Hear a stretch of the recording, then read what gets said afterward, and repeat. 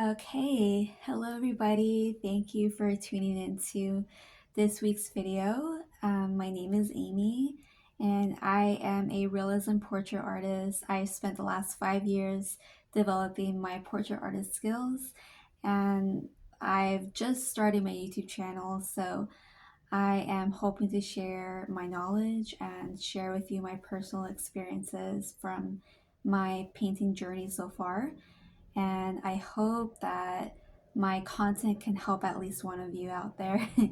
And so, if it does, I would really appreciate a comment or your feedback that would let me know if my content has helped you out today. Um, okay, so for today's video, I wanted to talk about choosing your niche as an artist.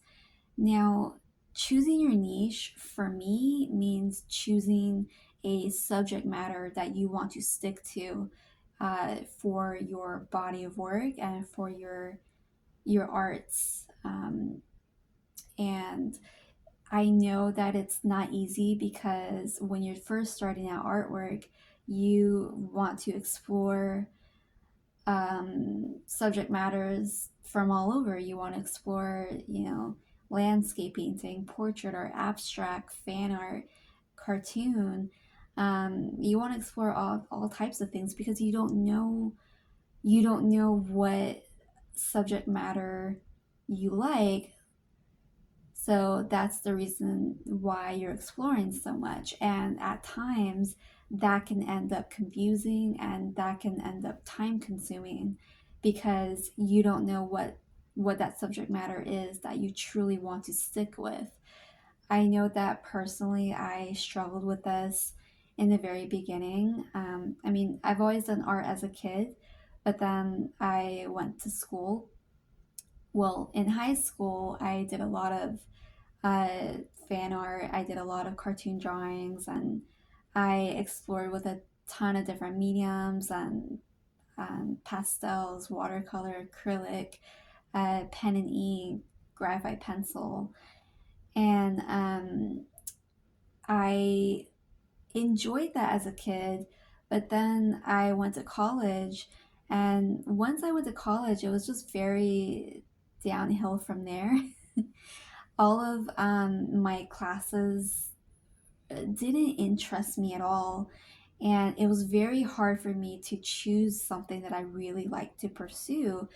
There were just too many options in college. The assignments were too all over the place, and I felt that I could never choose one subject matter that truly felt authentic to me. And the assignments in college were just honestly just very very boring, and I just never stuck to anything in particular. So college didn't really work out for me as far as um, helping out my art career. um, if anything, college really burnt me out and discouraged me. And so once I graduated, I decided to put it away and not really think about it for a while. So then 2 years later, after working regular jobs, I decided that I really wanted to get back into art again because I missed it. I really miss painting, and my college experience, I didn't want to let that experience affect my arts for the long term. So I decided, I have to kind of take initiative on my own and figure out what is it that I want to create for myself. And I did not want to be trapped with creating arts for the sake of a grade or creating art for the sake of an assignment or to get critiqued by my classmates or my professors.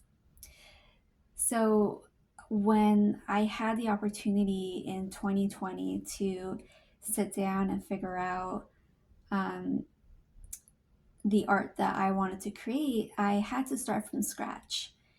And I thought, oh, this is a great opportunity because I don't have the pressure of classroom assignments. I don't have the pressure of the college environment to tell me how to do my art or how to create my art. For once, I had the freedom to just create what came to mind, and I had the freedom to create, to explore things that interested me for once.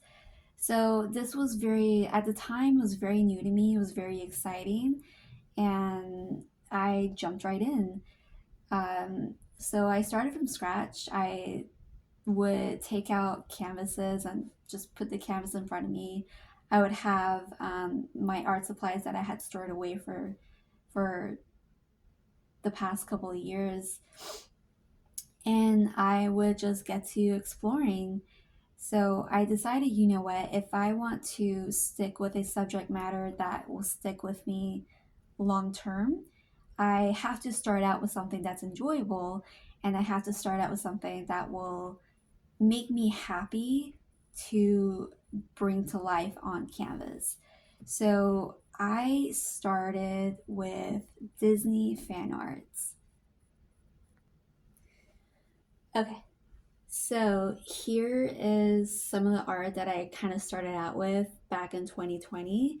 Um, this is a painting of Lilo and Stitch, and it's super cute, but it's super beginner. It's super um, very rough on the canvas, very cartoonish, and not my style at all. So let me show you a different example of this. So this one is one that I did of Pocahontas. And again, just exploring with Disney fan art, because Disney fan art was something that I was familiar with and comfortable with. So I thought it'd be really fun and exciting to um, kind of paint something that, grab this one here, kind of paint something that would be really fun to see brought to life. So I thought, okay, let's just explore doing Disney characters on a canvas. Let's see how I can personally bring this to life, and let's see what that would look like. So those are a few examples of my really, really early works back in 2020. So what ended up happening was I realized, I was like, I wanted to elevate that. I wanted to see, okay, how can I take this a step further? Because I realized I like to paint people. I realized that I really wanted to paint facial expressions. I really wanted to paint portraiture kind of artwork. So I knew that Disney fan art wasn't going to be a viable option to kind of stick with long term. I knew that obviously creating Disney fan art, it's, you know, you can't create works from Disney and make that a career. So these were just simply practice paintings. But it did ultimately help me to figure out something that was exciting to me to paint, which was portrait arts. So my work did start getting a lot better, and the reason being was because all of a sudden, painting portrait is what made me super, super happy. And it was just an exciting thing to discover. You know, had I stuck to just randomly painting subject matters just for the sake of the joy of painting, I never would have figured out what really spoke to me. So you have to remember, you have to paint what makes you happy. It's the simplest thing in the world. It's so simple to stick with. It's simple to remember. So so eventually I started to create pieces like this, and you will get the hints of what your niche is once you start to only stick to one thing. And that's it. It's really plain and simple. and you'll know when you know type of thing. So I really want to encourage other young artists. I really want to encourage people who are beginning their art journeys to, you know, allow yourself that time to just explore and just to play around with different things that interest you and incorporating that into your canvas and incorporating that into your art. Something will stick eventually, and I'm confident that you will find your way as an artist. So it's been 5 years since I created those Disney fan art pieces. And since that time, I've been able to create really large paintings, such as the one behind me. And it's been an exciting journey to kind of level up and to elevate. I'm only going to go up from here, and I do intend to create larger pieces of work, and I want to create my own original portrait paintings of women and to express other people's stories and incorporate that kind of emotion into my work. So that's where I'm at currently.